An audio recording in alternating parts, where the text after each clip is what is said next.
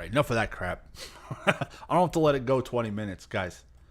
We got some spooky aliens today. Some true alien stories, guys.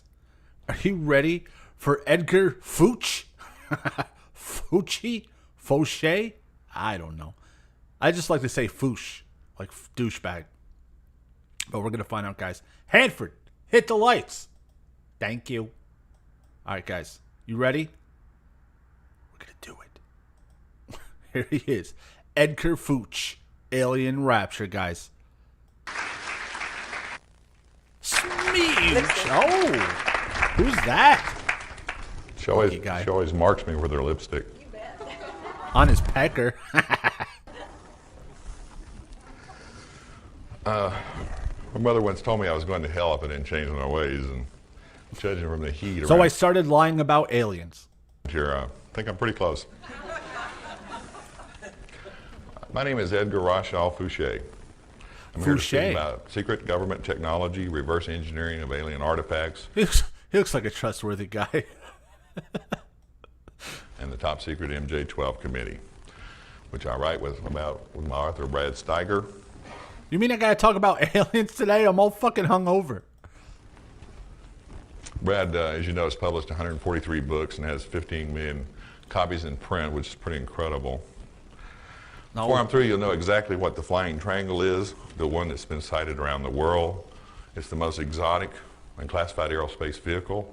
Look at that physical specimen. I bet he was a black belt in karate and worked for the CIA. Guys, if he works for the CIA, you gotta punch yourself in the mouth. It's ever been built. It may be stealthily hovering over Phoenix, Belgium, or your city. Oh, Belgium. I'll show you pictures of Air Force aircraft I've worked, declassified Air Force aircraft, and classified aircraft that's never been seen before. I'll also explain how we come upon that technology. First, I'll share some of my family background. I was born to fifth-generation French Americans, and many of my relatives French generations have been involved with the government. Never trust a Frenchman. That's what I always intelligence, crypto, and classified development projects. This is true as far back as Joseph Fouché in the French Revolution, where he was the prime minister under Napoleon. Remember when I used to talk about in the streams how every loser is so proud of about some great-great-grandfather no one's ever heard of? He's one of those guys. He was the head of the French secret national police force. What the fuck? Every time, guys. See, fucking whatever this is doesn't want me to release the truth about aliens, so the Chattamabob's not showing up. There we go. And a direct ancestor of mine. Sorry, Joseph guys. Fouché started the first organized intelligence organization in the world. The CIA, the Russian KGB. He worked for the CIA. The English MI5, the Israeli Mossad, and many other intelligence agencies have used and expanded upon his methods of intelligence gathering, networking information, and political survival. Some French historians consider him a scoundrel because he survived Napoleon and the King of France. Well, that's better than lying about aliens. My career background spans 30 years, and since the government isn't about to support my claims, you'll see from the positions I've held, the programs I've worked, that I was in a position to gather the information I'm presenting. My first job was as a I wouldn't trust this guy to mow my lawn. machinist making bombs for the U.S. Air Force at RG Letourneau. I would be involved with the Department of Defense in one way or other for the next 25 years. Damn. After being drafted into the Vietnam conflict, I initially went through a year of intelligence, communications. After killing like fucking 500 gooks. Cryptological schools. During the years 1967 through 1974, I was stationed or worked at many of the Tactical Air Command, Air Training Command, Pacific Air Forces Command bases. During the Vietnam conflict, I was assigned to special projects at Kadena Air Force Base. And I also wrote several cookbooks. Okinawa, Udon Air Force Base, Thailand, Ben Hoa Air Force Base, Vietnam, and spent anywhere from a day to a month at many other Southeast Asian bases. This guy's a bad dude. With my training and experience as intelligence equipment, special electronics, black programs and cryptological areas, I received other government opportunities. I filled major command liaison positions, headquarters manager, going. DOD factory representatives for TAC, SAC, ATC, and PACAF. Later in my career as a defense contractor and engineering manager, I dealt with classified black programs, developing state-of-the-art electronics, logistics, and technical data, and automatic test equipment. And he made a sidekick robot. I was considered an Air Force expert. Yeah, I'm an Air Force expert. With classified electronics countermeasures, test equipment, cryptological test equipment, and automatic test equipment. I worked with many of the leading aircraft manufacturers and Department of Defense the toilets at Area contractors. 51? I participated as a key member in flight operational test and evaluation, design, development, production, programs, state-of-the-art avionics. There he is. That looks nothing like him. Are we sure that's the same guy? Including electronics countermeasures, satellite communications, I don't think that's him. cryptological equipment, and support equipment. And you're definitely During my not the career, black I guy was handpicked behind you. development cadre for many of the Air Force's newest fighter and bomber development programs. I was cadre for the F-111 swing wing bomber, He used to have a lighter complexion and jet black hair. F-15 Eagle air superiority fighter, He used to fly those guys. the A-10. Did he just laugh? This asshole just laughed. The A-10. The A-10 Warthog close air support fighter. Another one who can't believe people are buying this. Next slide. Look at The that. F-16 Falcon fighter. Next slide. He knows what he's And talking the about. B-1 Lancer bomber. Next slide. Yeah, I flew all those. Other research and development programs I've worked as far back as the 70s are still classified top secret. I received over 4,000 hours of technical training No. from the military and the government, about which of half was classified. Yeah, so I can't tell you about it, guys. Sorry. This is a picture of the Boeing F-22 Raptor, air dominance fighter. My Guys, aliens. Here's some pictures of planes and shit. involvement with black programs developing stealth aircraft is still classified. I am perhaps the only person who has actually worked at top secret Groom Lake Air Base within Area 51 of the Nellis Range Sure, and buddy. written about it and can prove it. Sure, buddy. I spent 20 years working directly for the U.S. Air Force and DOD agencies. Whoa. He totally didn't steal that out of like a Popular Mechanics magazine or something. He That's took the that picture. F-117 at Groom. Popular Science? Is that what it is? I don't fucking know. Followed by another 8 years as a defense contractor manager. My last position for the Air Force was Strategic Air Command Liaison. He's a badass dude. As a defense contractor manager, I performed as engineering program manager and site manager for DOD contractors Here's a picture of a wireframe plane for no reason. involved in classified development, Enemy logistics mine. support, and electronics engineering.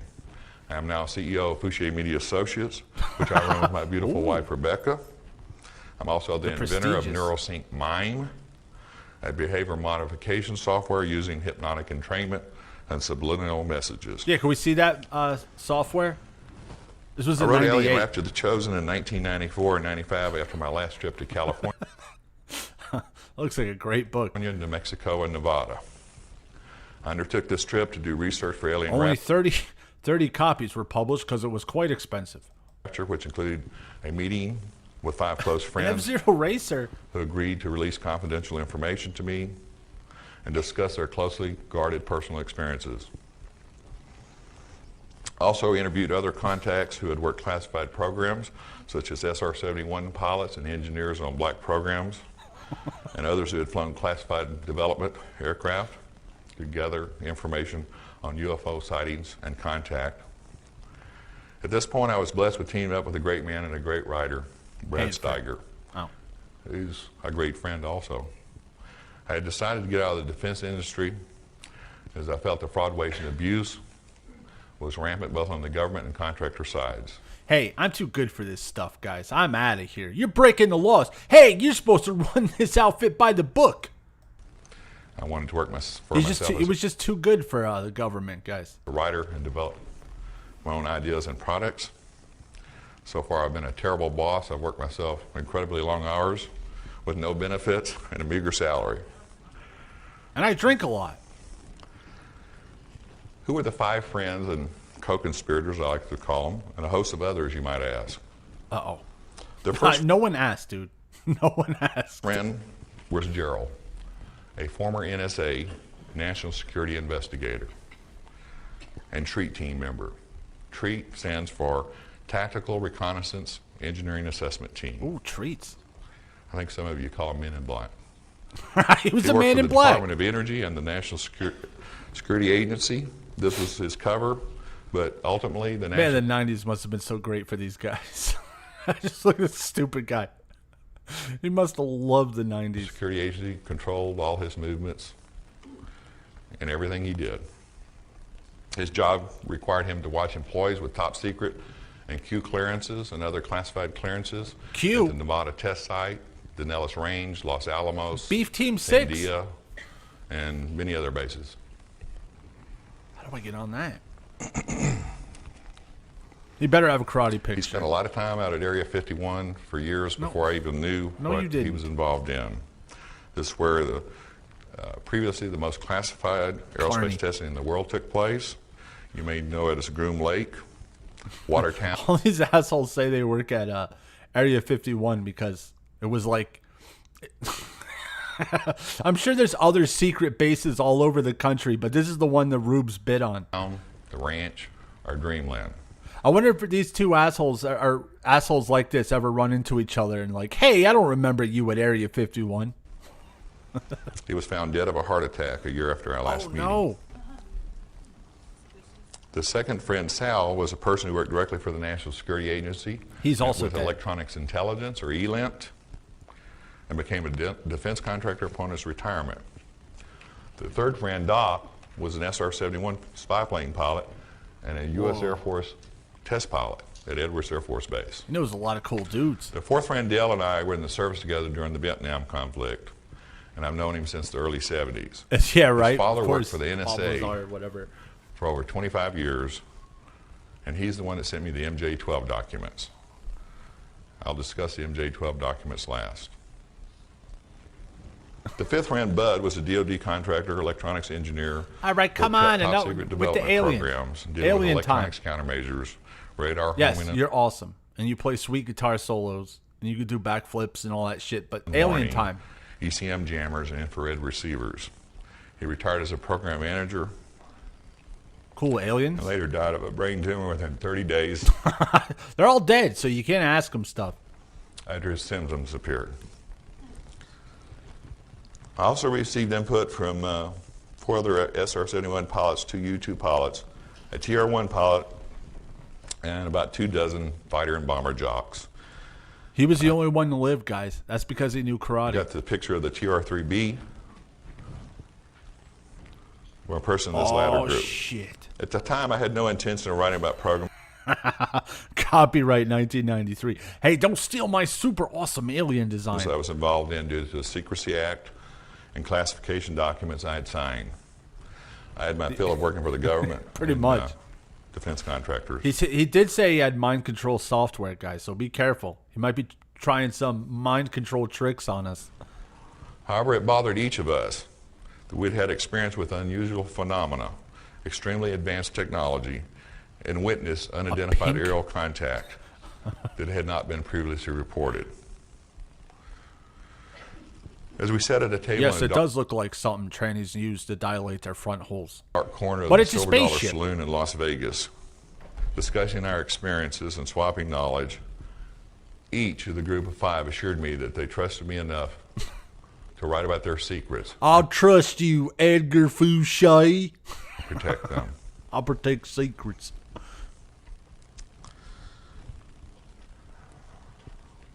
We agreed to get together the next year with an understanding that I would contact each of them and set up the meeting. In the meantime, I wrote down all of our notes and their input and their contacts from other friends about unusual phenomena and their personal sightings. Many of the things the group revealed to me were startling. even to me, who had worked 25 years on black programs. I used the information to piece When he means black programs, he means What's Happening. He worked on the TV show What's Happening. Together. And Martin. Now titled Alien Rapture, The Chosen. I'm going to share some of these secrets and unusual phenomena with you this afternoon. The SR-71 was designed as a spy plane for the CIA in the 60s and designated the A-12. Yes, it's a very nice Mach plane. 3 Plus aircraft first flew in 1962, taken off from Groom Lake Air Base in Area 51. Later, once the Air Force took over the operation, it was designated the SR-71 Blackbird. Well, it's easy money. And probably easy soccer moms, if you could get it. My friend Chuck, an SR-71 pilot, related to me an in-flight incident he had in the 1970s. He was returning from a reconnaissance flight, was at an altitude of 74,000 feet and a speed of Mach 3, 3 times the speed of sound. Cool, dude. Aliens. He noticed I'm something sick of the flickering planes. in his peripheral vision, hovering over his left wingtip. I like planes, Bumsy. That's nice, Edgar. Was a ball of dense plasma-like light. When he stared at it for more than a few seconds, it hurt his eyes. Chuck tried to use his UHF, VHF, and HF communications tests to no avail. There was nothing but static. Repeatedly glancing at the ball of light, he watched in amazement as it moved effortlessly about his aircraft. I'm scared. At one point, the light positioned itself a few feet in front of the spiked cone of the air intake inlet. The enormous amount of air rushing into the engines should have sucked in and shredded almost anything in its path. But the light orb was mysteriously unaffected. The light, he noted, acted in a curious manner, if something inanimate could act in a curious manner, or act in any manner at all. Floating light, guys. It moved from time to time to other parts of the aircraft. And by the way, the guy who saw this is dead. So good luck. Good luck. Until his approach to Beale Air Force Base, California. Find anything to back this story It was up. inside of the air base when the plasma ball finally pulled away from the aircraft in a wide arc at ever-increasing speeds. Of course, after reading his incident report, his operations commander told him never to speak of this incident. But he done When Chuck did. related the story to me, he was absolutely convinced this plasma ball was controlled by some form of intelligence. I have over 24 stories from similar story time with Edgar with UFOs and plasma balls. I think his code name would be Jimmy Dean.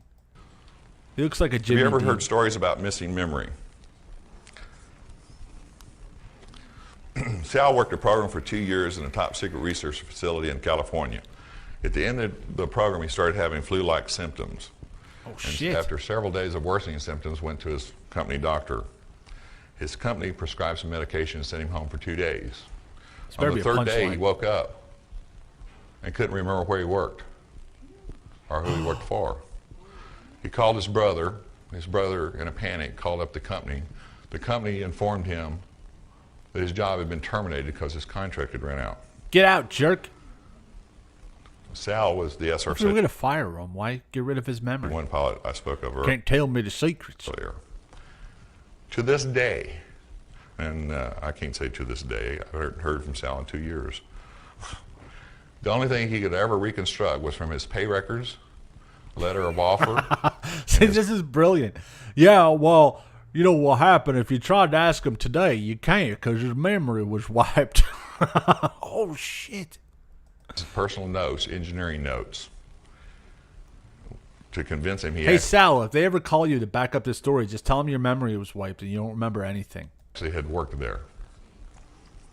The company in question was involved in developing the TR-3B gravity disruption device called the magnetic field disruptor, which is the circular accelerator part of the TR-3B. Duh. So I'll go into more detail in a minute. Where's the Rapture part? Any of you ever heard of the super strong foil-like He was going to say super secret material at Roswell? I'm sure most of you heard something about. Yeah, everybody heard about the stupid foil shit, and all you assholes to steal it and add your own horse shit on top of it. Another friend who worked for General Dynamics in Fort Worth described a program in which he worked a plasma accelerator in the mid-'60s researching gravity warping techniques. He is a physicist by education and trade. This was his first top secret program. He described a foil-like material, much like that discovered after Roswell crash. He described the foil as 12 layers of material. Yeah, you should have seen them papers. They were great, but my house burnt down, but that was probably the Mossad. Less than 10,000ths of an inch thick. It was as flexible as a plastic trash bag, but virtually indestructible to piercing, burning, or cutting, which you've probably all heard before. Here's what you haven't heard. In order to cut the material used for the project, the material was supercooled. A large electrical charge was applied to polarize the molecular structure. Oh, you got to polarize the molecular structure. Laser cutter was applied in order to cut this material.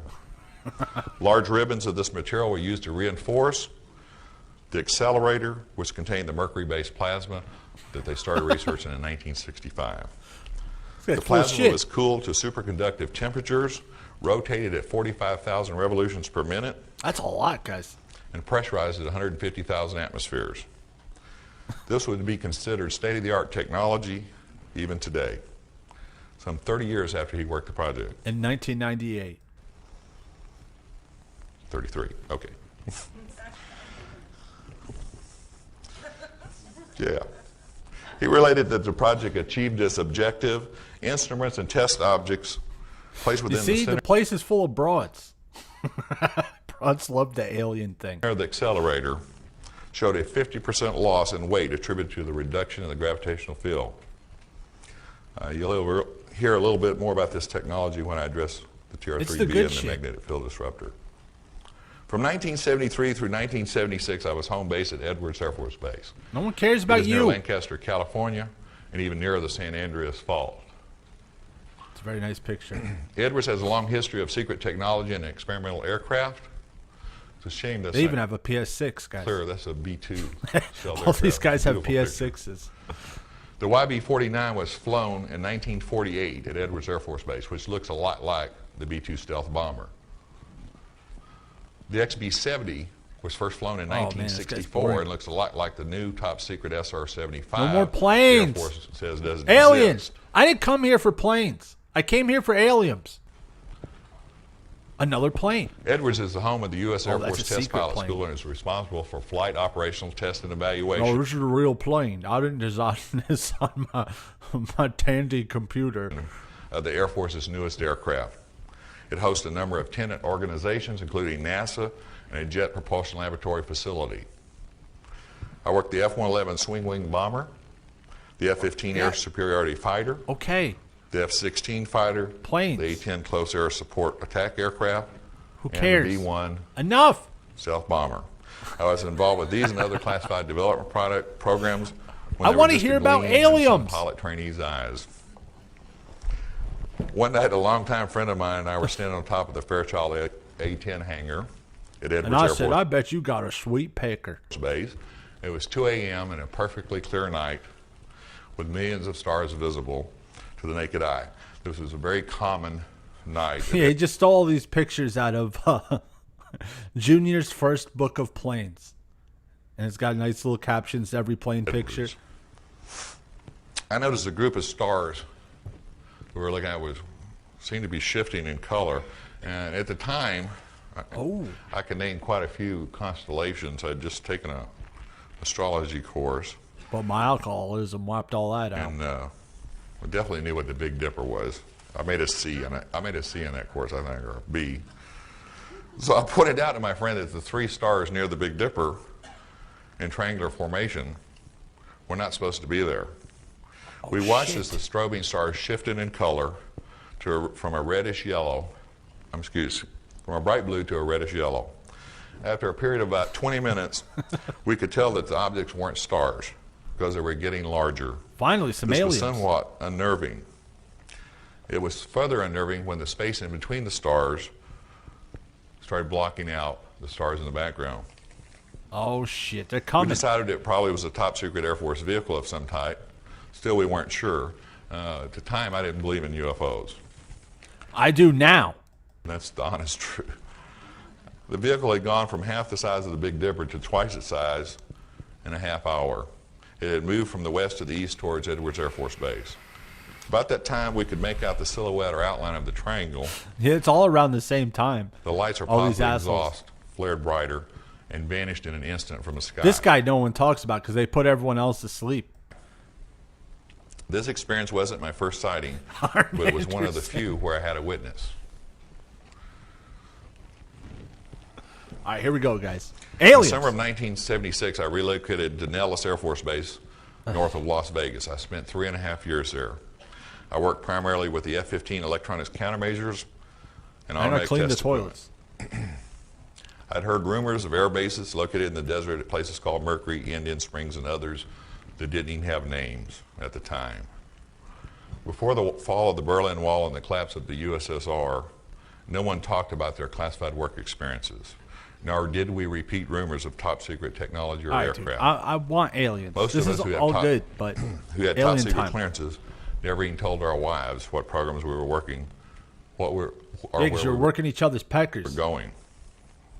I once spent 6 months in Vietnam while my wife thought I was at a classified school in Denver, Colorado.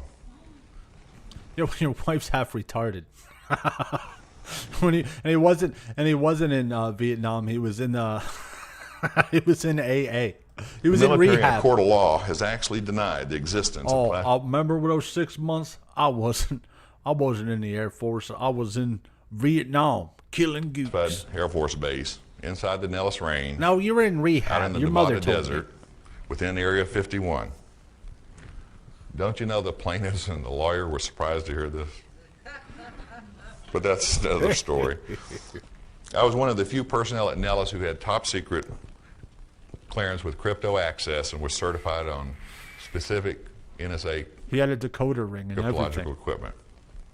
I was certified on the Mode 4 IFF system for aircraft also, which uses encrypted codes. It was due to a combination of coincidence and my technical experience and my Super certification top secret. that I was requested to be temporarily assigned to a place which had no name. I was told by my commander to report to an office on the base. He didn't know where I was You going to be made the cut, Edgar. working or how long I was going to be gone.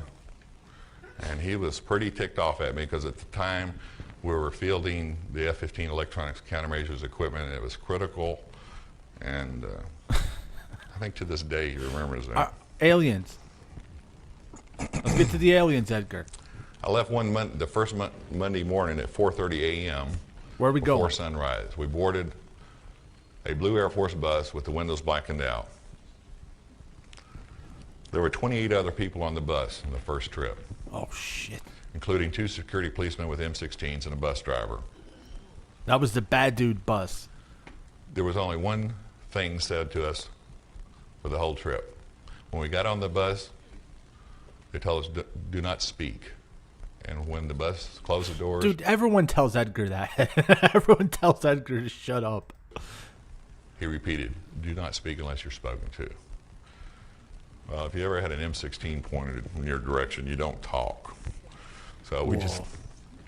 and You lived a pretty exciting life, Edgar. Whoop, whoop, whoop. It was pretty bad because the windows were, you couldn't see anything.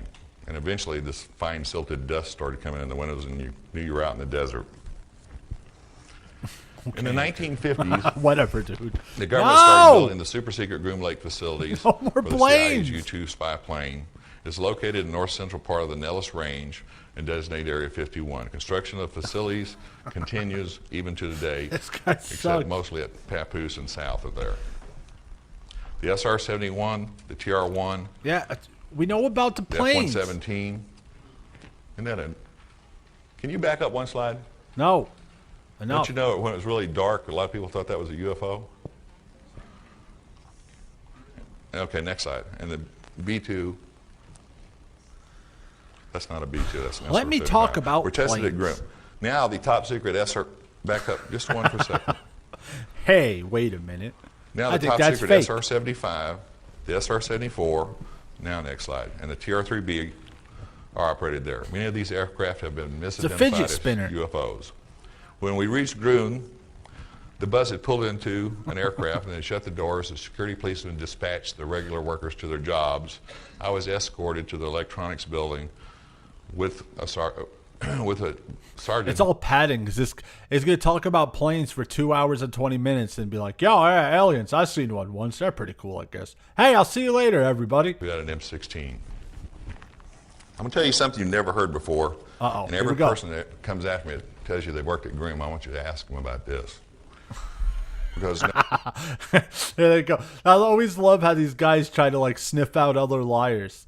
Here we go. If anyone said they worked at Groom Lake, we got to see if they can answer this question. No matter how much technology you work, how many times you talk to people, you forget things. But you never forget discomfort. I was given a pair of heavy glasses to wear which can only be described as looking like welder's goggles. There is no peripheral vision. They have polarized lenses. Go for you, buddy! I've never seen anything. You thought you could stop me from giving you a shekel. You were wrong. You got me, Alien Hunter. Feet is blurred. I hope it was worth your money because we're going to learn some Like shit looking today. through Thank your you. shower glazed glass.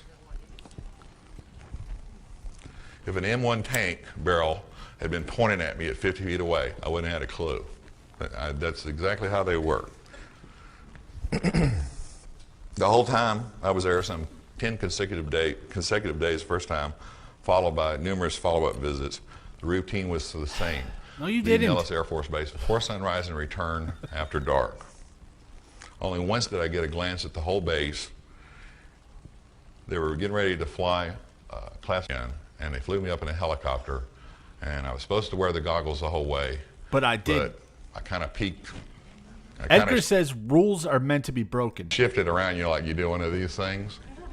So I actually got to look at it from the air. You're full of shit, Edgar. For those stationed at Groom or commuting there daily, the flight schedules are posted for classified flights. Everyone not cleared for that particular program or flight has to be indoors, and there are no windows where you can see out on the flight line or into other hangars. That's you have not to be fun. off the flight line and inside 30 minutes prior to any classified flight. As you know, a couple of thousand personnel are flown into Groom and Papoose and other facilities that they've now moved further south every day from McCarran Air Force Base. Enough McCarran about the Airport, workings of Las it. Vegas. I and want to Edwards hear Air Force aliens. Base. Many people drive in from Tonopah that live north of the range. The floors were very shardy. Other people commute through Mercury and Indian Springs from Las Vegas.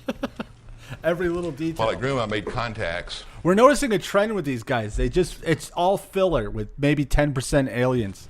Later met them again at Nellis Air Force Base or around Las Vegas over time and became friends with them and stayed friends for many, many years. Until they all died.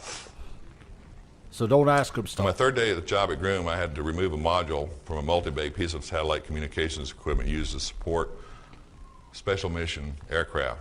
Hey, let's get the new guy, Edgar, to remove the module. Pfft.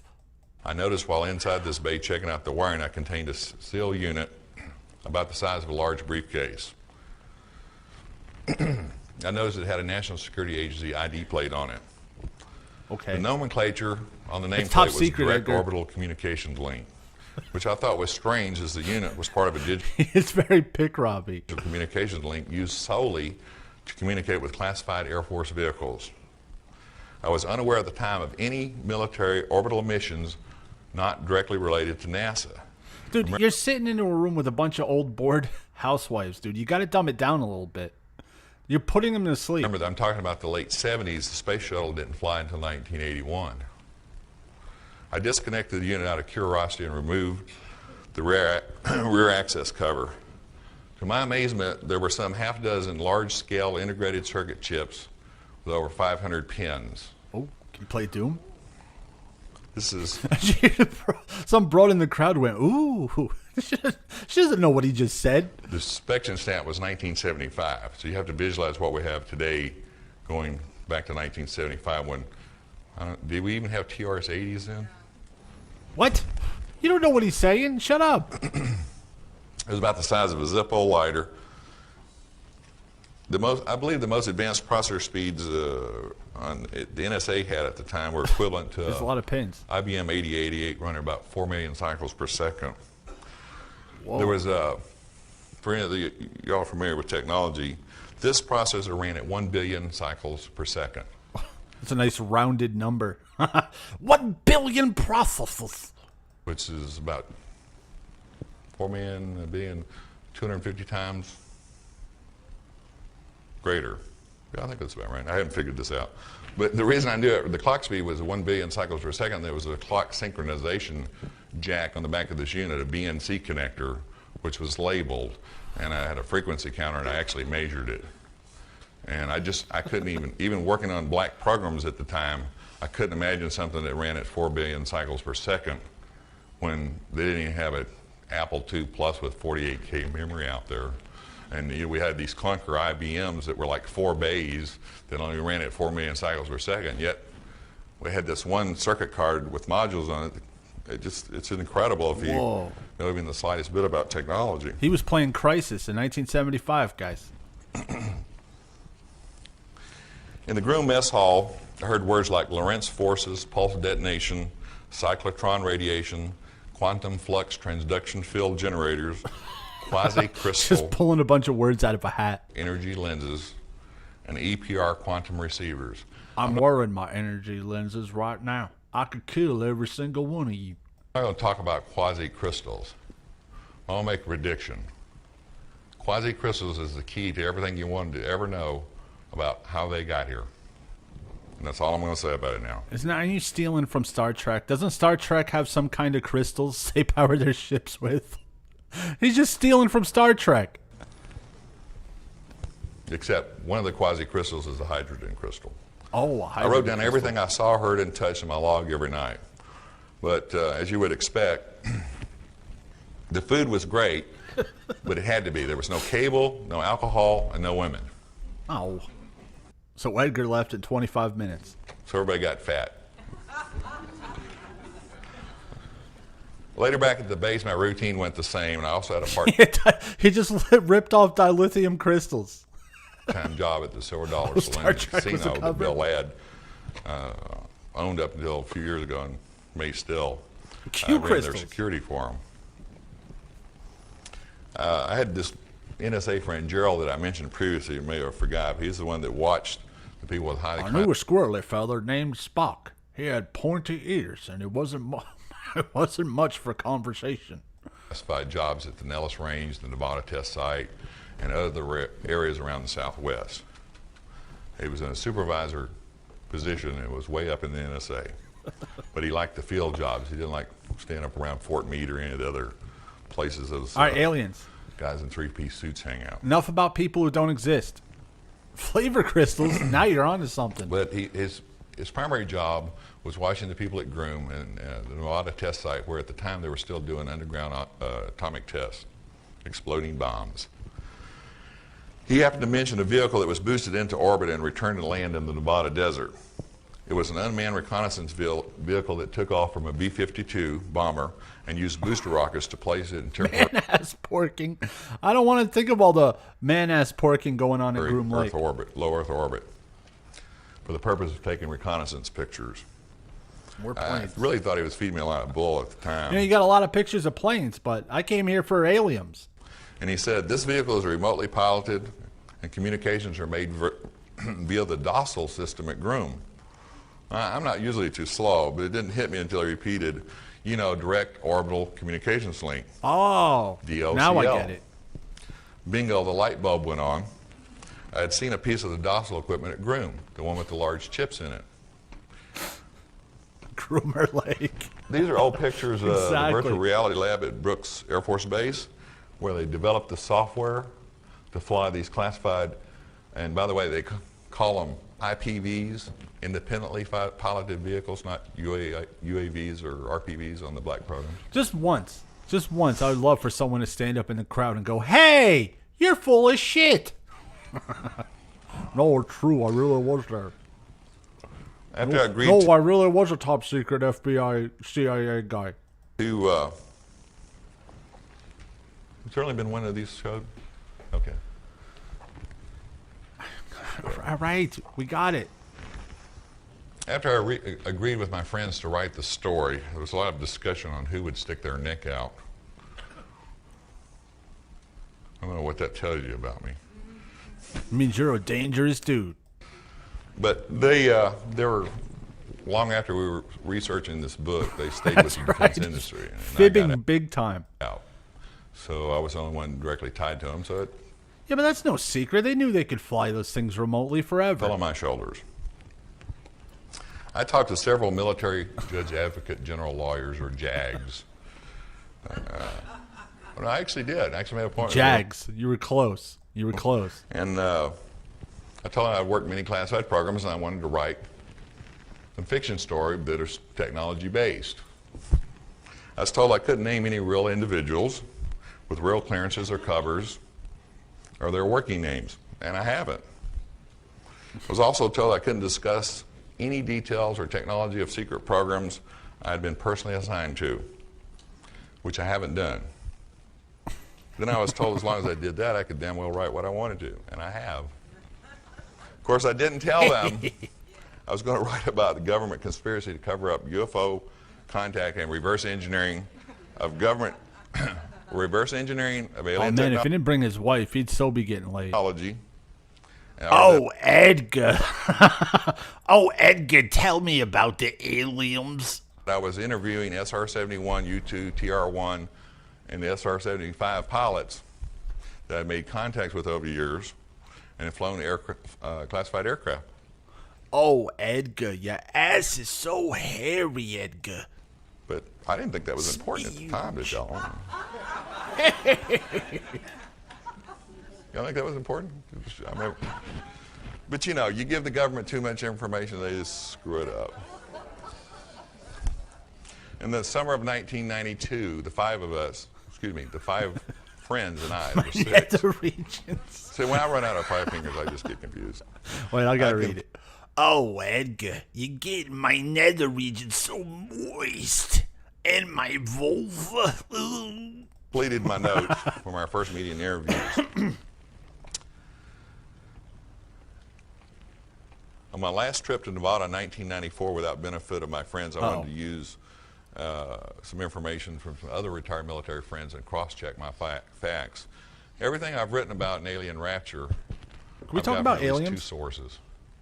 I have a lot of stuff that I haven't written about, and I probably won't, that I couldn't verify. And One time I won the Kumite, but that's another story for another day.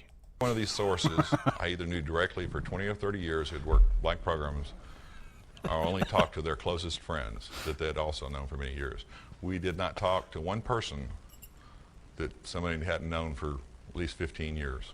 Cool, Edgar. How about some didn't want alien any talk? Strangers appearing with information. We only trusted our closest friends. Bud, one of my co-conspirators, had informed me he had a cancerous tumor and was going through some serious depression. Oh no, He another died one in dead. 30 days. It was just incredible. He found out on a Thursday that he was All my imaginary friends are dead and done for. having numbness and dizziness. Went to the doctor, found out 3 days later he had a cancerous tumor, and 29 and a half days actually later, I talked to him the night before he died. He was gone. So Okay, Edgar, how come they didn't kill you? He was, Well, I harnessed my chi energy so the cancer cells never stood a chance. he was our guru. The remaining three friends, Sal has dropped from the face of the earth. It's hard to define paranoia in a group of six people like we were at the time doing what we were trying to do. But Sal was the most paranoid, and he's called us up a little over 2 years ago and said, I don't know if you're going to hear from him again, because we actually Alien radiation? had a publisher and we're convinced we may have a chance of getting this out before the government set on it, so he just freaked out. He's, like to imagine that he's like on some island in the Pacific. Government doesn't have to kill people. They just have to say, hey, you're crazy. Drinking Mai Tais or You're a something, I crazy hope. idiot. Oh, they kill everyone. Let me talk about my friend Doc. No! There's a theory that I don't want to UFOs hear about can go like Doc. fast aircraft. Oh, Doc, he made a time machine and we went back, and this little feller almost fucked his mom.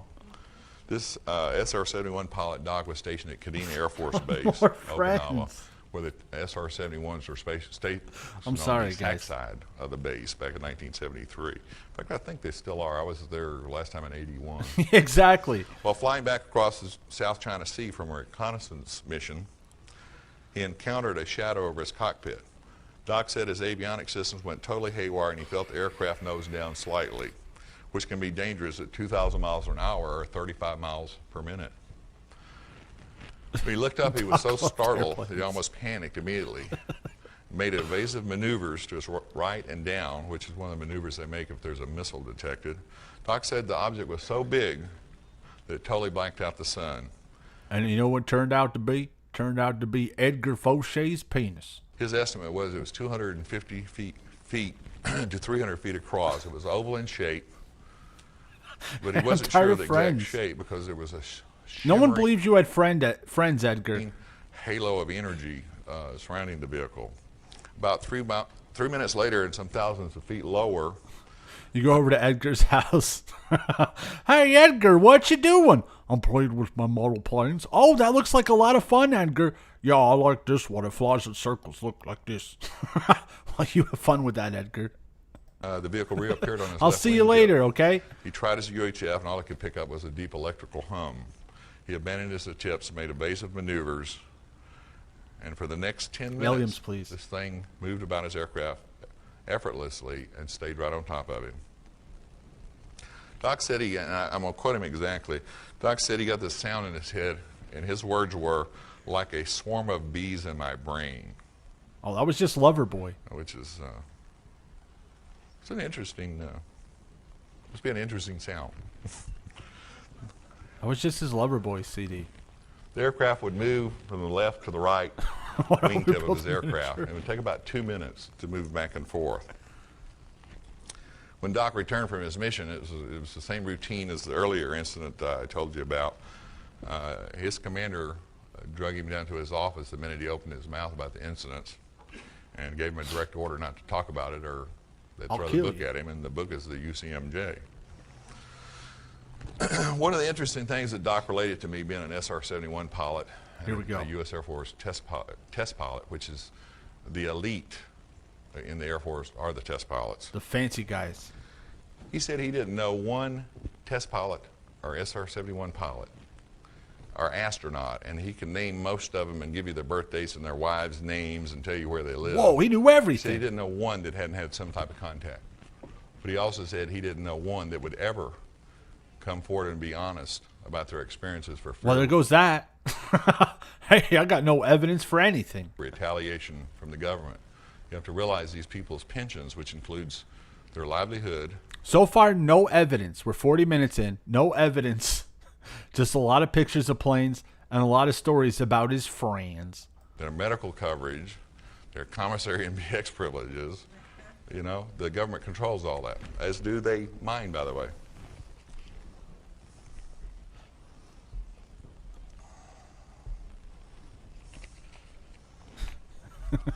Doc had a friend, Dave. I guess. He was kind of a righteous kind of guy. He, always righteous. Drink or smoke, and I've met the guy. He kind of rubs you a little, but it's people that are too perfect make those imperfect people a little uncomfortable, I guess. Edgar's drunk right now.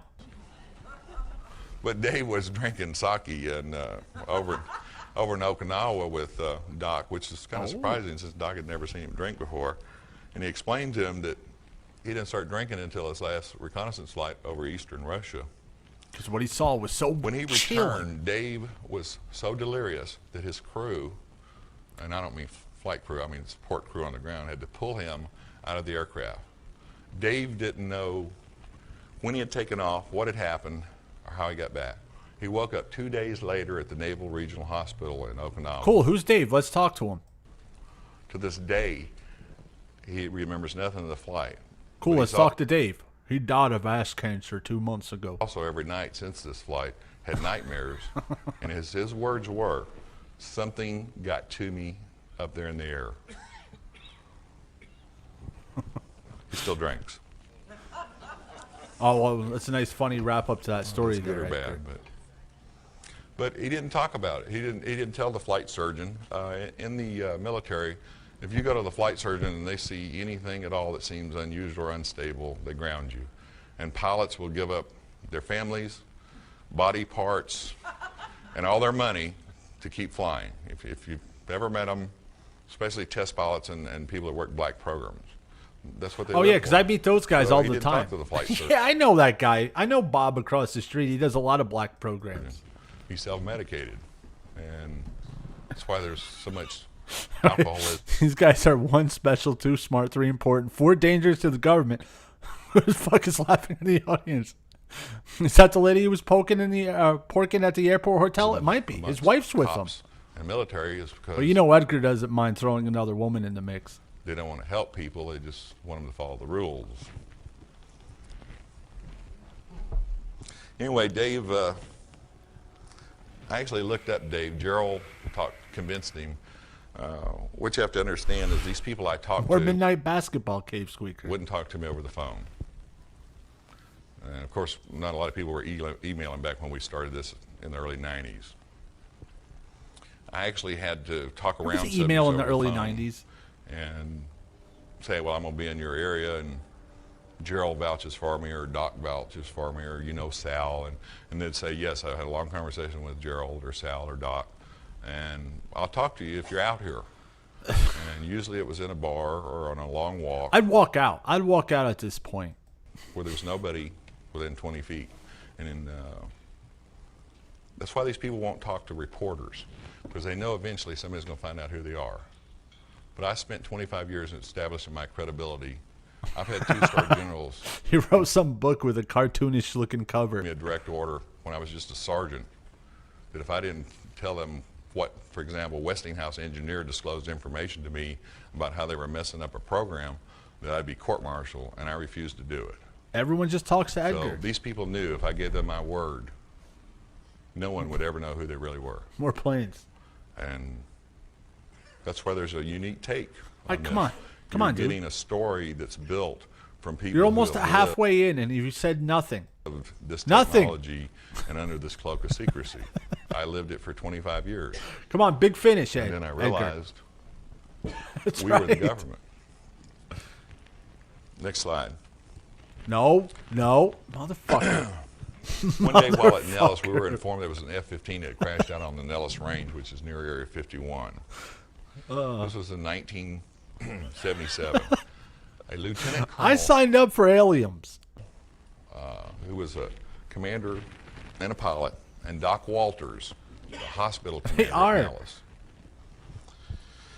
actually flew into the side of a mountain while doing a routine functional check flight.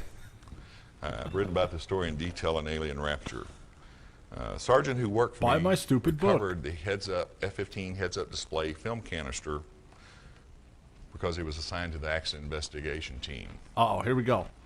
He told me a guy in a dark jumpsuit from Washington, D.C. had immediately pounced on him and the camera when Pounced? they recovered it out in the desert, Row. which was very unusual because everything else that was picked up was standard procedures, was logged, marked, photographed, and taken back to an assigned hangar for analysis. At the time, I'm not sure, I'm trying to remember, I think it was Fairchild, was prototyping CCD cameras, which is, of course everybody has them now, but for the F-15. This F-15 had a prototype I believe video this guy. camera on it. It also had a flight data recorder. Did he say routine mountain check? This guy in the jumpsuit, when they were recovered, were turned over to him without question. So He I just don't likes- know who he worked for, but He just likes the I don't Blackbird. think he worked for the Air Force. What's my favorite plane? I A know. couple weeks after I know. the crash, Gerald, and in fact it's funny because first time I ever met Gerald was at Silver Dollar Who Saloon. cares about Gerald? And he didn't drink. But, But now he drinks now. You can't use that story twice, Edgar, you fuck. people with security clearances under a lot of pressure tend to drink or have other problems, and that's why he watched them.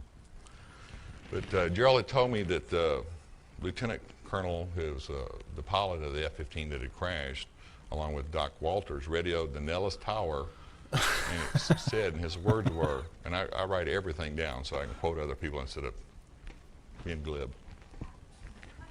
He said, this extremely large thing is over my aircraft. right on top of him. He screamed to the It's tower. Edgar's forehead. And he informed them that he was experiencing total loss of flight systems. His communications went immediately dead. Oh, no. Less than 3 seconds after the communications ended, they flew into the side of a mountain. Oh, Check it out terrible. in the newspapers. Back then, there was lawsuits, too. Gerald, who was probably the most connected person, I've known a lot of connected people. Before I got out of the defense industry, I could call up half of the CEOs or most of the VPs. He's at a living with erectile dysfunction meeting. Well, let me tell you about my alien adventures first. Any major defense contractor. But Gerald, I was in awe of him. He was so connected. Said that the video from the prototype CCD video camera showed that some type of oval vehicle of tremendous size Cool, can we see was it? so close to the F-15 that it blocked out almost all light. That sounds really interesting. I'd like to see that Said that it photo. was so close that the camera couldn't focus. And back then they were just experimenting with CCD cameras that had automatic aperture and Oh, so focus it got on nothing. This had it. It couldn't focus. So, we're talking about 10 feet. You can imagine that at doing 500 miles an hour.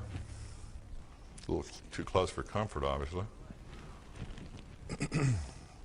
Anyway, unfortunately, picture, though. when the Yeah, F-15 crashed into Don't this worry mountain, about that picture, guys. they tried to eject right Don't worry about these cool alien pictures. They're safe at home. before impact. The UFO was still on top of them, and their bodies were torn to shreds. Officially, as always is the case, pilot error. Pilot error. Of course, these guys were experts, but it didn't matter. Pilot error caused a perfectly functioning aircraft in clear airspace He just talks to him over the radio, and then the pilots just fly into the mountains. with maximum Edgar, visibility. shut up! Crash. These are just some of the type of stories that I was given and have used in Alien Rapture. Alien crapture. Thank you. Nevada calls itself the Silver State, the Battleborn State, and the Sagebrush State. Okay. A Cool, more I guess. appropriate motto would be the Conspiracy State. Whoa. I wonder if this room's bugged by the casino. Why? You're not saying anything. What, you want to put the people listening to sleep? You suck. You're the worst. Of 111 this is top secret info, guys. This room better not be bugged. Let's look at my plane pictures. 1,000 square miles of land in Nevada, over 80% is controlled by the federal government, the highest percentage of any state in the union.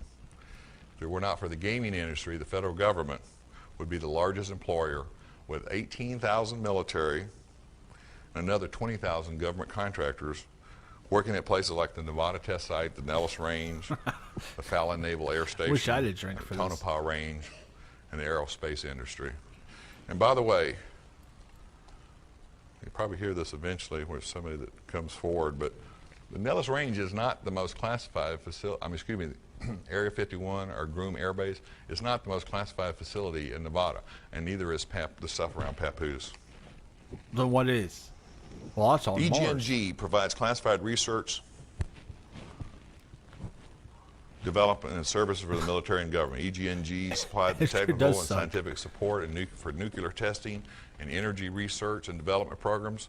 EG&G provided large diameter drilling and mining and excavation equipment for underground and mountainside facilities. He's killing me. They built these hidden bunkers, mountainside hangars, and vast underground facilities at Groom, Papoose, Mercury, and other places in Nevada.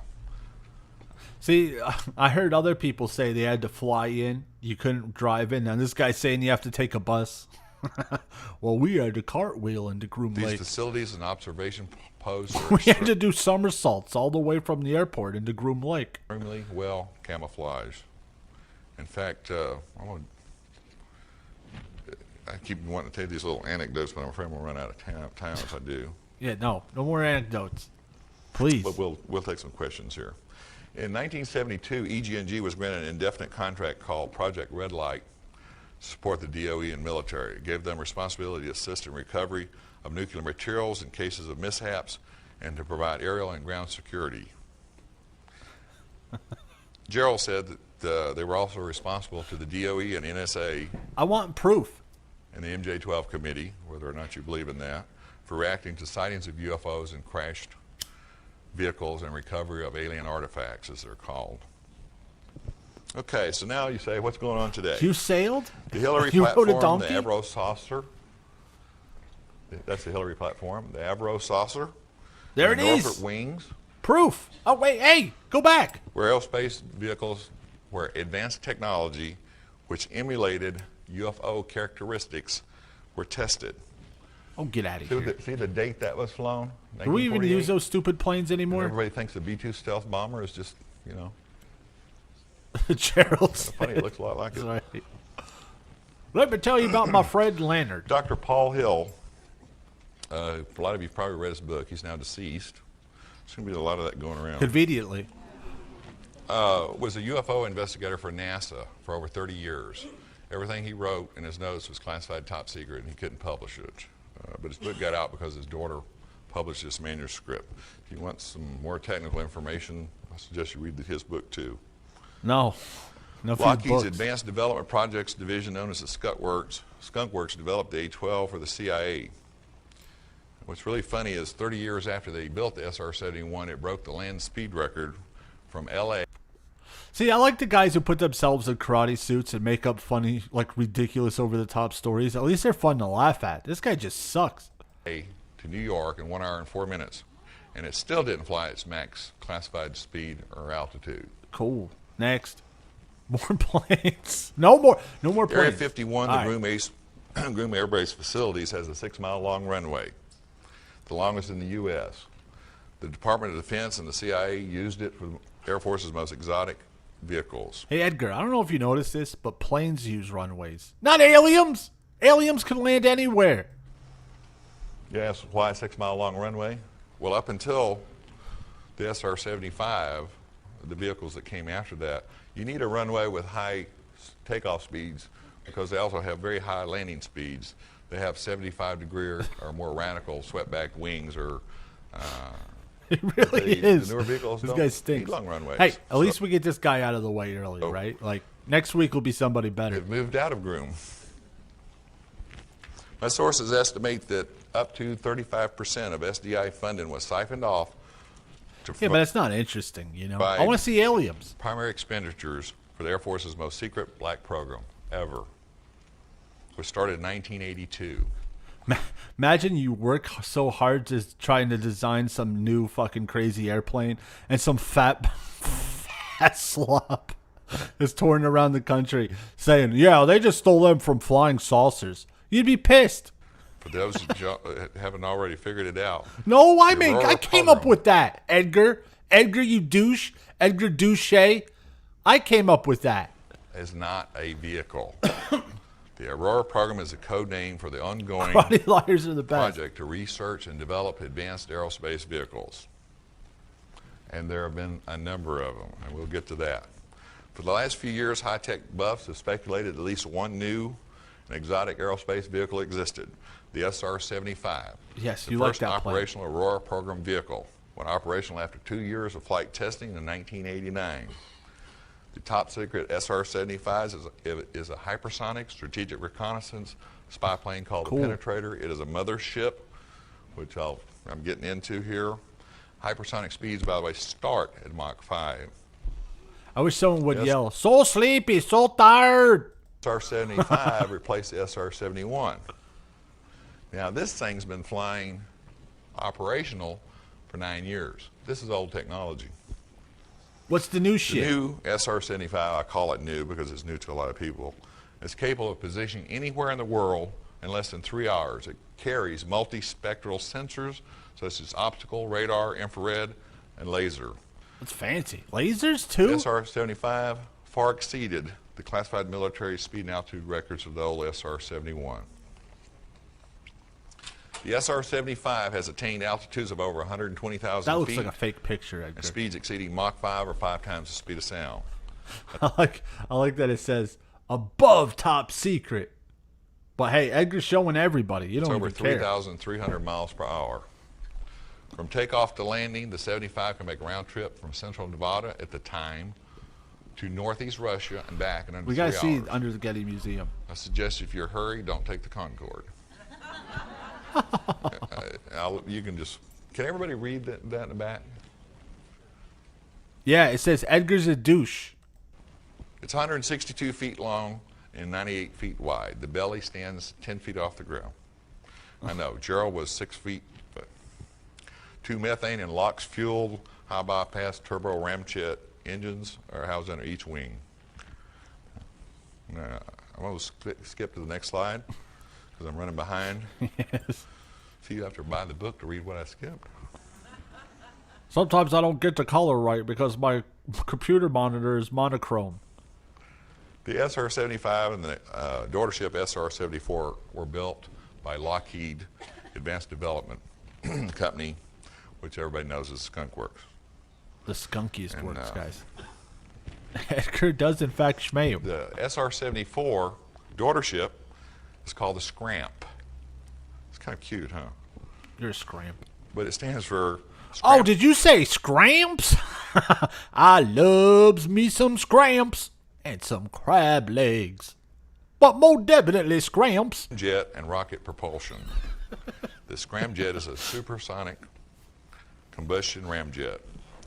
Gerald and one other source witnessed the first flight of the SR-75. Oh, give me the ramjet, Edgar. With the SR-74 piggyback out of Area 51 before my friend Glenn Campbell moved in up there and scared them all off. Shh. It was sitting piggyback the SR-75. And he said, I guess it was back as early as 1975 that he knew that they were developing the SR-75, which is pretty incredible. I guess it took them... Edgar handed out meth before he started speaking so no one would fall asleep. 12 or 13 years to get this thing flying right. So it must be some pretty good technology. The SR-74 can't take off from the ground. It has to be on... Jen, are you saying Edgar's dead? Nothing in his obituary says anything about aliens, but it was in the National Honor Society. Top the SR-75 I'm sure that was made up too. Above 100,000 feet altitude. Then it can attain orbital altitudes. The Scramp launches ferret satellites for the National Security Agency that weigh 2,000 pounds or less and measure 6 feet by 5 feet. But as you can imagine, the old satellite... Edgar died by drowning in his own vomit while naked in the driveway. that were drinking that goo shit. Big as a van. You can pretty much now make one about the size of a briefcase, so you don't need booster rockets. Oh, now, the NASA space shuttle, I'm here to tell you, is really an antique by comparison. The joke is on us. Yep. Like doing, yeah. Yeah, what about the flying I saucers? think these rumors are far-fetched. Look at the YB-49 and the XB-70, flown in 1948 Look at and that. 1964, respectively. Now look at the SR-75, which has been spotted numerous times. You say the government can't keep a secret? Boy, you're wrong. Edgar's There's new rumors. Edgar, you are my the worst. sources that This guy's got to be the worst one ever.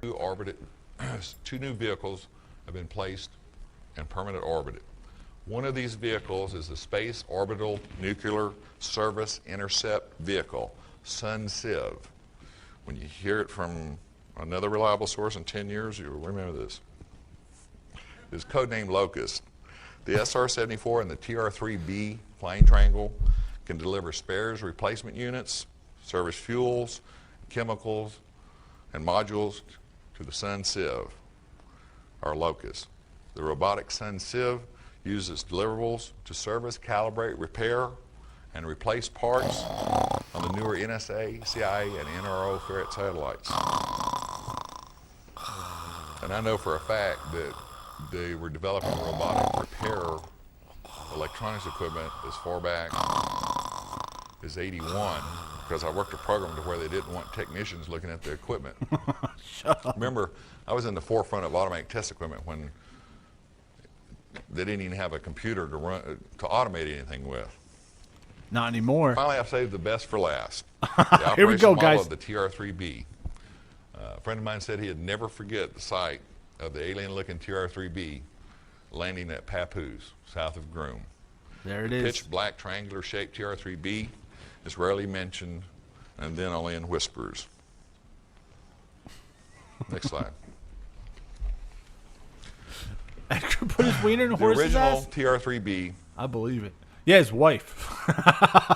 Every time he bangs this little lady, he goes, I got to put my wiener in the horse's ass. Was 200 feet across, the prototype. That's pretty cool, Edgar. It was codenamed Astra, and I was just informed by Jeff Rentz when I did his radio show that Astra This presentation sucks Astro. has connections all the way back to the Indian flying vehicles several thousand years ago. Oh, he so has a dream Which is catcher. interesting, they codenamed it Astra. The tactical reconnaissance TR-3B first flight was in the early 90s. The triangular-shaped, nuclear-powered aerospace platform was developed under the Top Secret Aurora program. If I say a lot of big words close to each other, people will believe anything. By 1994, there were $3 billion-plus operational models. The operational model is 600 feet across. Oh, okay, cool. Thanks for that, This Edgar. flying triangle is not fiction. If you don't believe me, ask the tens of thousands of people who have now spotted one version or another of it from Belgium to England. Ken can tell you Cool, about can you point me to one of them, Edgar? people have seen in England to Arizona. The TR-3B vehicle's outer coating is reactive to electrical radar stimulation and can change Whoa. reflectiveness, radar absorptiveness, and color. The polymer skin, when used in conjunction with electronics countermeasures and ECCM, can make the vehicle look like a small aircraft, flying cylinder, or even trick radar receivers into Oh, we falsely just tied it all detecting together. a variety of aircraft, an aircraft in another location, multiple aircraft, or no aircraft at all. I The have circular one of those. plasma field accelerator ring, called a magnetic field disruptor, I only take it out on the weekends, so. surrounds a rotatable crew compartment. These are the It's same far slides, ahead of dude. anything you've ever imagined as far as technology. Sandia and Livermore Laboratories developed a reverse engineered MFD, and I believe the government will go at any lengths to protect this technology. Yeah, so they let some fat drunk yap about it in fucking some shitty presentation. But you're not going to be able to build one of these from what I tell you, nor am I. So I could build one. the Shut government up, will dude. go to any lengths. It's a room. Believe me, the plasma in this accelerator is mercury-based. It's pressurized at 250,000 atmospheres at a temperature of Crossfire. 150 degrees Kelvin, superconductivity, and accelerated to 60,000 revolutions per minute to create a superconductive It's fueled by dream catchers? plasma That makes with sense. resulting gravity energy. The MFD generates a magnetic vortex field, And it sounds like which the disrupts Jetsons. and neutralizes the effects of gravity on mass within proximity by 89%. Do not misunderstand. This is not anti-gravity. Anti-gravity you can use as a propulsive force. Yeah, idiots. Idiots? You didn't know that? The mass of the circular accelerator and all the mass within the accelerator, such as the crew compartment, avionics, MFD systems, fuels, environmental systems, and nuclear reactor, are reduced by 89%. Cool. What about the aliens? This causes the effect of making the aircraft extremely light and able to outperform. All right, so the only thing we got about aliens is these supposed things that the Air Force is making, and a couple stories about some floating lights. That's it. And all his friends are dead, so you can't back up any of his wacky stories. Any aircraft yet constructed, except of course those we didn't build. TR-3B is a high-altitude stealth reconnaissance platform with indefinite loiter time. Once you get it up there at speed, it doesn't take much propulsion Where's the to loosh? maintain altitude. There's no loosh in this. With the vehicle's mass reduced by 89%, the vehicle can travel at Mach 9 vertically or horizontally. So for those that have had sightings of things making right, and they're not perfect right turns, obviously. Nothing can make a perfect right turn. It's against the laws of physics. But it sure looks like a right turn at a distance. Edgar can For make a those that have perfect seen right it, turn. that's how they do it. The TR-3B uses 3 multi-mode thrusters mounted on each corner of the triangular I'm platform. going to multi-mode thrust your mom. This sucks. Edgar is definitely devoid of loosh. Hydrogen, oxygen, rocket engines, and all that. Next slide. Stored in vats. But, we're going to have any time here. The multimode propulsion system can operate in the atmosphere. That's actually his mother's underwear. That's how big it is. Thrust provided by the nuclear reactor, and in the upper atmosphere with hydrogen propulsion, and in orbit with combined hydrogen and oxygen propulsion. The original picture of the TR-3B was taken with a digital camera that was carried on a special operation C-130 out of Hurlburt Field. It was flying mission support for the TR-3B. The current picture, by the way, that was developed with 3D Studio from that digital picture hangs in the Black Vault at Lockheed. Cool. Let's see That's all I can tell you about that. Minimum of 4. Next slide. Edgar is the worst. Another plane. C-130, by the way, that he was I wish that flying. plane was flying Many right at sightings me of right UFOs now. are not And we could just end it all. alien vehicles, but top secret TR-3B, other Aurora vehicles. Next slide. That was the original There it digital is. picture. Next slide. There it is again. Same Okay, thing I'm all over skipping again. along, so. Really? Didn't the purple triangle used to be the homo symbol? Wasn't it something like There's that? a lot of He confusion. just made a giant homo symbol. Like the Aurora program being an aircraft. There's also a lot of confusion. I had this discussion with a pilot that was telling me that a TR-3B had to look like a TR-3A. That used to be the case, by the way. The TR-3B was modified. The TR-3 was a concept vehicle. Was modified to the TR-3A, which looks like a flat jelly bean, batwing shaped vehicle. I believe Bill Sweetman in the Aurora book pictured it. But the TR-3B has nothing in common with the TR-3A. That doesn't look anything like what Bill Sweetman pictured. And then there's a tier A 2, pink 3, triangle. and 4. I don't know. That was a long time ago. There's also a TR-3. I remember I knew this kid and he wore a shirt with a pink triangle just to be an asshole. He wasn't a fruit. He was just kind of a douche. And then there's tier 3 minuses and tier 3 pluses. And every one of these are distinctly different vehicles. And the government has done this. It's their shell game with nomenclature. So if you see a TR-3A and you see a TR-3B and you start comparing, you didn't see the same thing. And if you have heard from somebody a nomenclature and you're comparing, yeah, that sounds like Well, a that's how the TR fruits are. You mean your TR, that it doesn't match up. Sneaky, aren't they? Before Gerald died, we had a long conversation. He was sure he had documentation that could prove the existence of reverse engineering of alien come on, technology. Aliens. We don't have much time Talk left, about a lot of Edgar. things, but I don't know. I've published just. You think that Edgar drives around in his Volvo blasting Kenny Loggins' Highway to the Danger Zone? Everything that was given to me or passed on to me. I don't know what else he knew. He was obsessed with quasi-crystals, and I'm not even going to get into that because I'm not a physicist and I don't understand that. I also believe that Colonel Corso, do you like that picture? Whoever can really figure out what it really is, I'll buy you a Coke. You ever seen a convertible aircraft? Yeah. Leave it there for a second. Can everybody see that? What am I looking at, Edgar? What are we looking I'm at? going to just leave it here just for a second. I'm deviating from our program here. I received the MJ-12 documents from Dale, who I mentioned earlier is one of my 5 closest friends for over 20 years. In fact, Dale and I knew each other from our first trip to Vietnam in '69. Well, of course, but you got to have Kenny Loggins on the radio.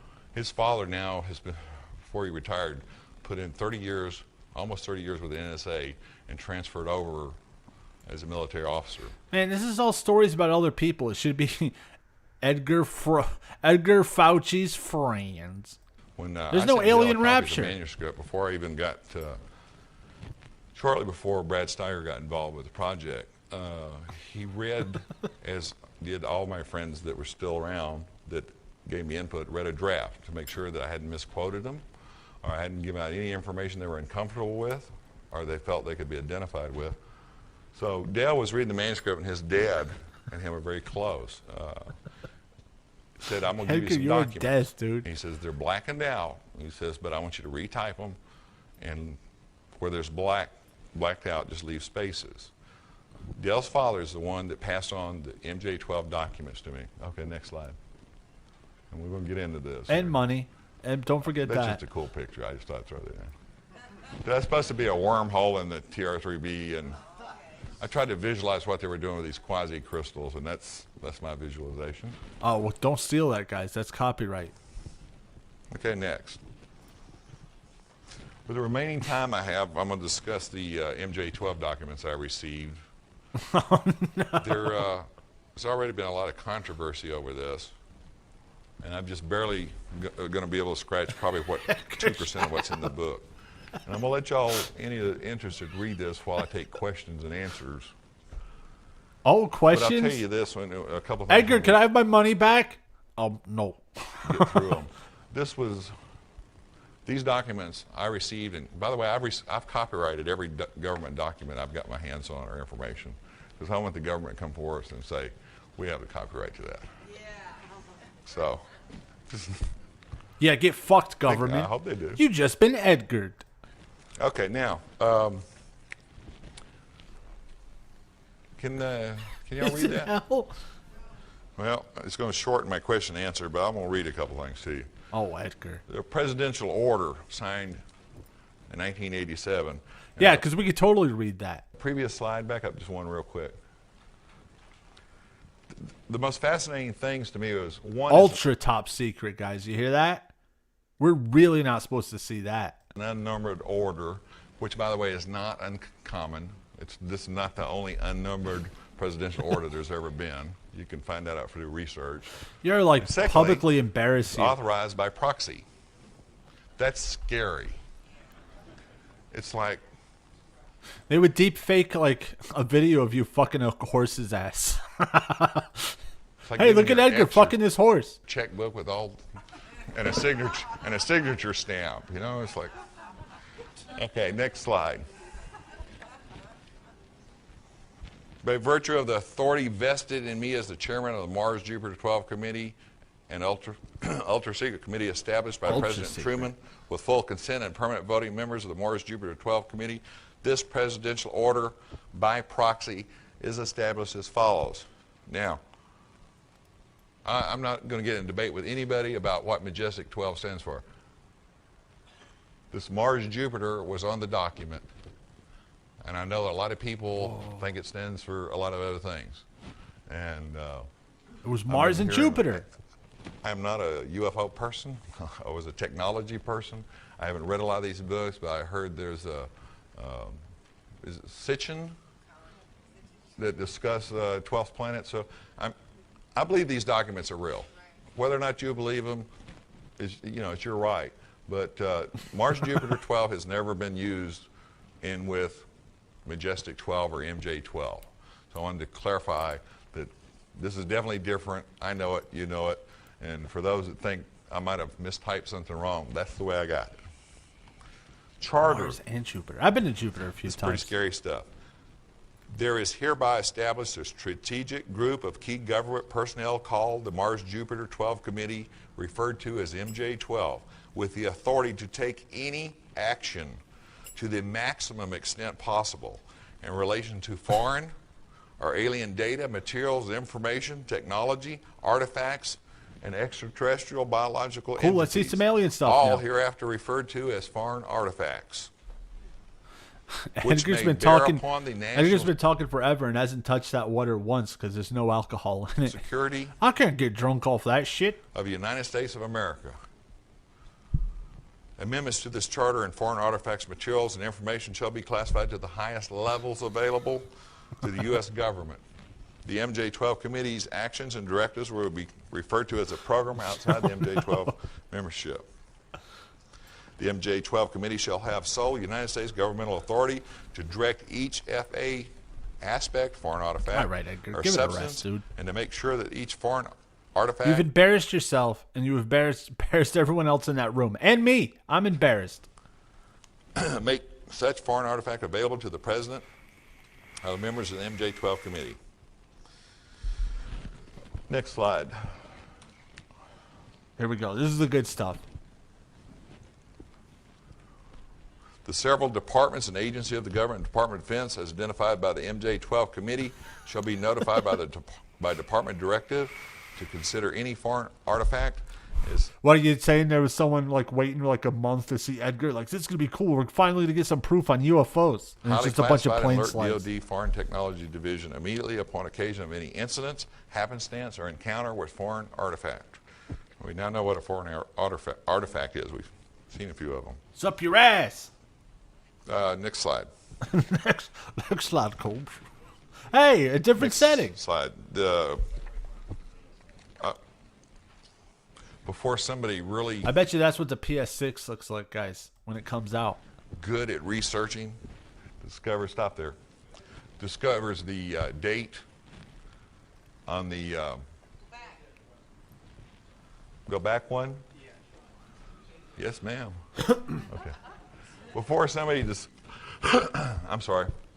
I'm going to deviate from this just a second. I'm going to clarify something. Here we go. Certain dates and names were left out of these documents.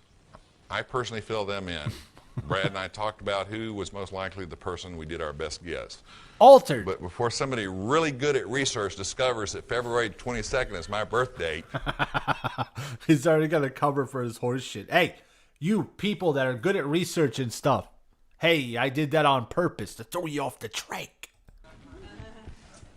I'm going to tell you it is. The year was in there, but not the date, so I put the February 22nd in. It's cool. It's George Washington's birthday. Worse. Now, the original MJ-12 documents presented by Brad Steiger, Stanton Friedman, and Shandera, I think I'll get the name wrong, but referred to an attachment D, or autopsy report. Next page. Next Here slide. we go. This is the good stuff, guys. Finally. These are just dates and names that are very similar to the original MJ-12 document. Next.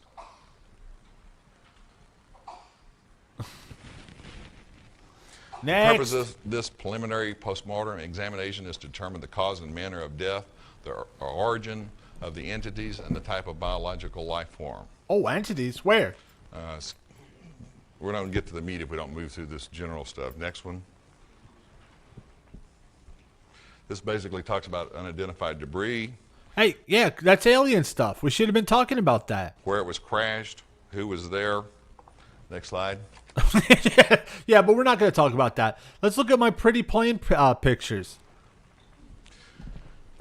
Now, what you have to remember is I received and copyrighted this information prior to 1994. Edgar, you ruined my weekend, Edgar. I thought you were going to tell me about the aliens, Edgar. This is before Corso ever wrote his first draft. Is before the... Already pounded you out, bitch. I got what I wanted. Edgar! Alien autopsy film was known about even by Tim Shawcroft, who I just did a video interview with last night, and they were the first to publish the alien autopsy. All this was copyrighted before anybody knew anything about things that have come since. And this is another thing that validates these. Yeah, I remember there was a lot of these assholes after that stupid fake alien autopsy thing. At least for me. One autopsy is the fact that they discussed that all the bodies were identical. And trust me, when the military says identical, we're talking identical. Okay. I'm not going to read the details because there's some highlights I want to get into. Next slide. I know, Ed, this is torturous, Edgar. They're talking about the covers. Don't go back, but on the previous page, at the end, it said a dark, coarsely textured, flat, black, seamless, almond-shaped apparatus covers each eye with no apparent attachment points. For a lack of better description, eyeglasses or sunglasses come to mind. Perhaps they're apparatus as an aid in distance viewing, blocking harmful solar radiation, enhanced spectrum detection. They were shades. Low light or infrared. Those big black eyes the aliens have are shades. Vision or some other unknown use. Again, I'll make a point of this. Before Corso wrote about seeing these funny lenses, before the alien autopsy, the y'all that seen it, remember them peeling off these little black lenses for everybody that says aliens have black eyes. Well, it's the super these guys lenses. have been hanging around Hollywood because they're wearing shades. Okay, they are not their natural eyes. They have some type of lens. The aliens are all space this tards? was copyrighted prior to 1994. We have documentation. We can prove it to anybody, just like I did the Brits. When they asked me if I could prove I did all the jobs, I said, I brought 200 documents. And it's all going to be on their film, by the way. Oh, cool. So that, Can't wait to me, to see it's just extremely fascinating to know that, you know, I got all that document. I didn't even know what MJ12 was, by the way, when I got these documents. Color me stupid. I just didn't know. You're not stupid, Edgar. I other love point- you. Other than eyes, this has never been discussed. It's a shame we can't talk to the government people that did the alien autopsy so they could spread a little disinformation. It says tiny lines run horizontally from head to foot, much like record grooves, but smaller, and are only discernible through a magnifying glass or microscope. To me, the only reason you'd have something like that is if this thing was a manufactured being, which would also explain why they're identical, Shit. and for energy absorption of wide spectrum. It's manufacturing marks, guys, like a seam.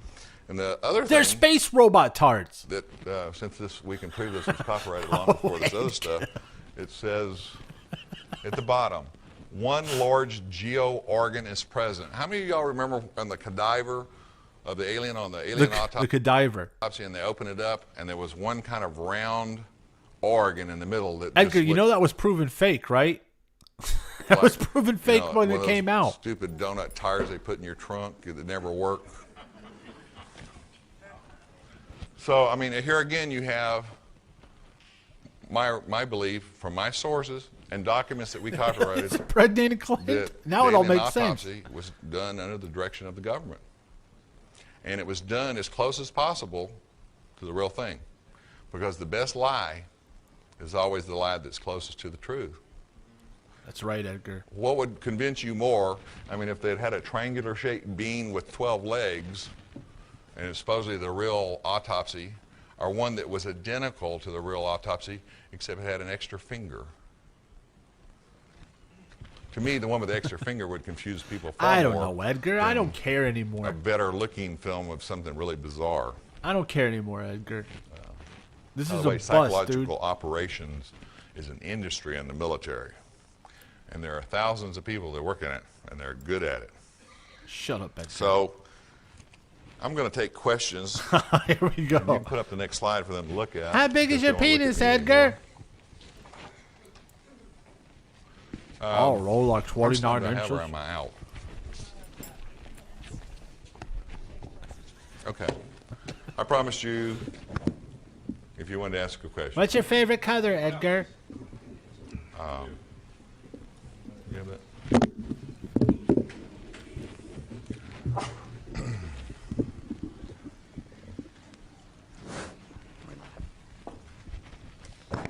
Okay, two questions I have. Number one, Uh-oh. you are going to discuss reverse engineering on alien materials.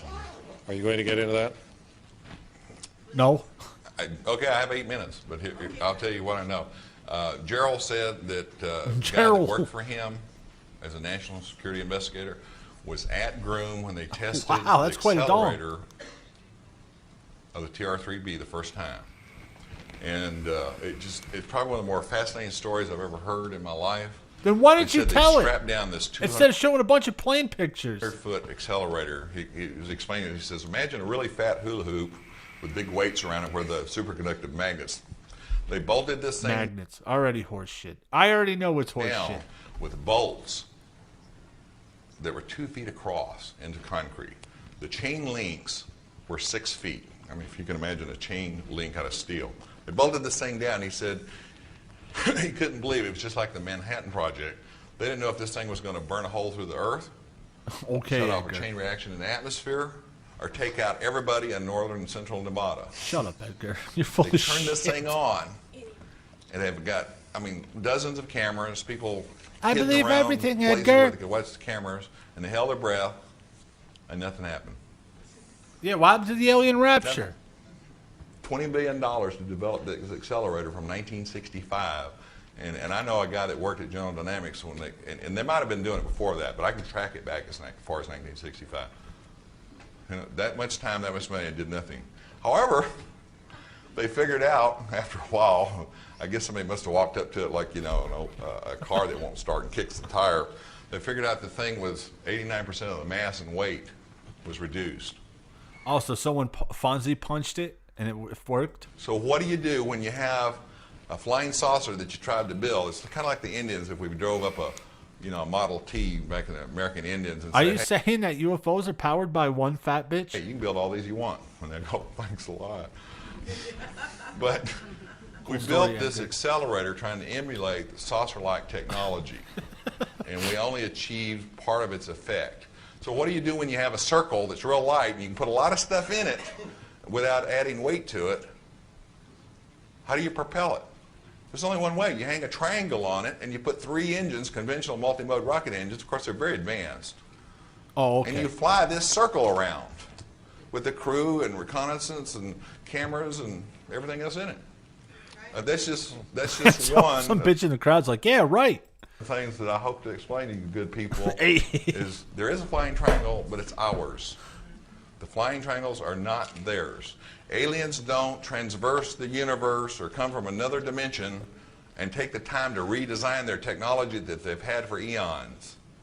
We have redesigned their technology and we can't get it to work right, so we put a triangle on it. It's just very simple. That's usually my answer to everything.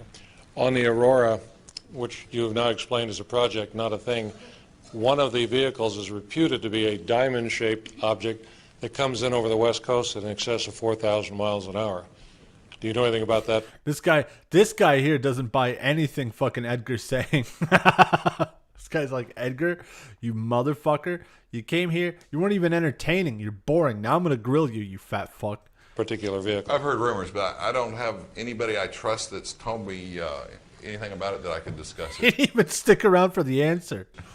But you have to understand that as far back as late in Vietnam War, we could make a radar signature on any radar in the world, see anything they wanted, with electronic countermeasures and ECCM, which is countermeasures. This is cool motherfucker right We here. now have stealth coatings that can put any type of camouflage for visual observation. Sure, By the Edgar. way, now, Likely story, dude. time again is, but at Papoose, where they store one of the TR-3Bs and they maintain these as their depot, it's built into the side of a mountain, cut out of stone. They have a holographic generator that generates the side of the mountain, and when you're 10 feet from the side of this mountain and looking into the hangar, you can only see a mountain. And that's why when the Russian satellites fly over to verify the SALT treaty, when their infrared and other spectral scanners shoot down at Groom, they only see stone, because that's all that's there. Whoa. I'm sorry.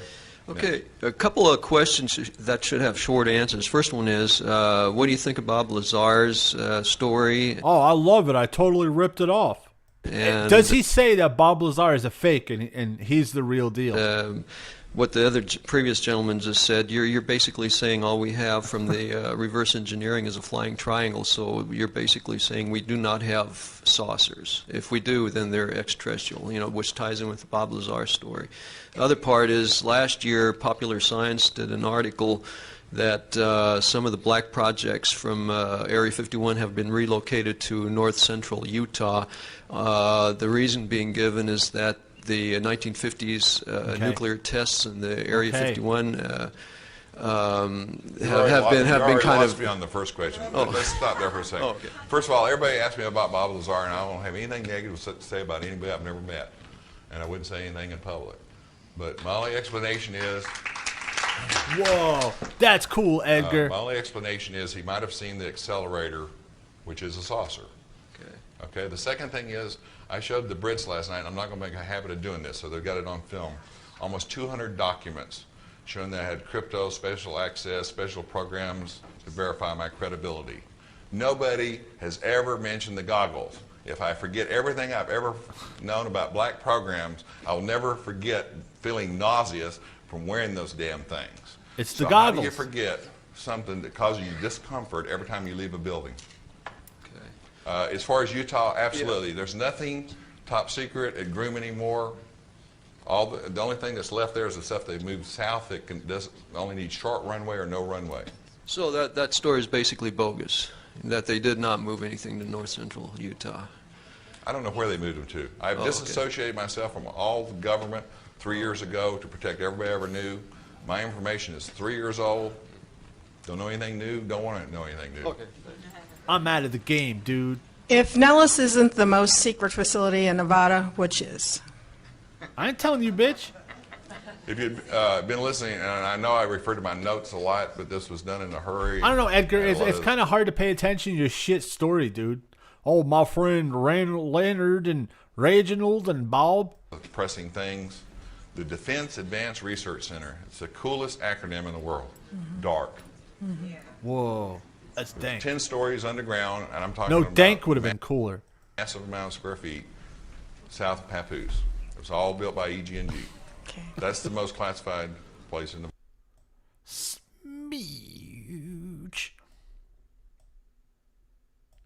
Nevada, and I keep getting all these. Lady. One more. If the triangle is so super secret, why did they fly it over Europe for everyone to see? Because they're fucking stupid. Okay, imagine as we will, and I'm stopping, and she's giving me that look. The War of the Worlds broadcast, the Brookings and Rands studies that we couldn't handle it. They're testing the waters, I suspect. I don't know. I don't have any information on that. I thank you so much for your kindness in having me. I got the money. It's time to go. Bye, fuckheads. Thanks for the righteous bucks. I'll be outside with cards that have webpage information, email. I also sell soda pops and chips. So if you're hungry and want a snack for the ride home, don't forget to hit me up. Ordering information, and even a couple of copies of my CD on behavioral modification. Oh. Thank you, Ed. Thank you very. I'm so glad you met me back. Bar him from the building immediately.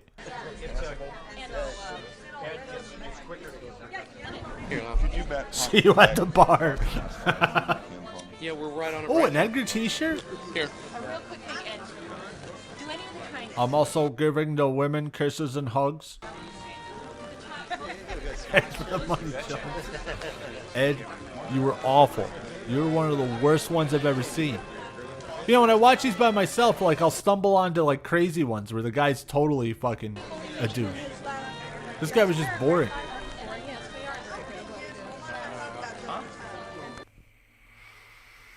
Oh, did he design that on his computer, too? And I went up every day at 4:30 in the morning before sunlight. Came back every night after dark. All right, guys, this is more ridiculous Ed stuff. But what a mess. Hanford, get the lights. But I can't watch any more Edgar. He ruined everything. And ruined the whole stream. I'll have to find somebody better next week. But, hey, guys, I'll see you next Monday with a new tard. I got some tards I'm saving up. I'm getting through the shit ones first. I hate Edgar too. We all hated Edgar. But, hey, I'll see you next Monday.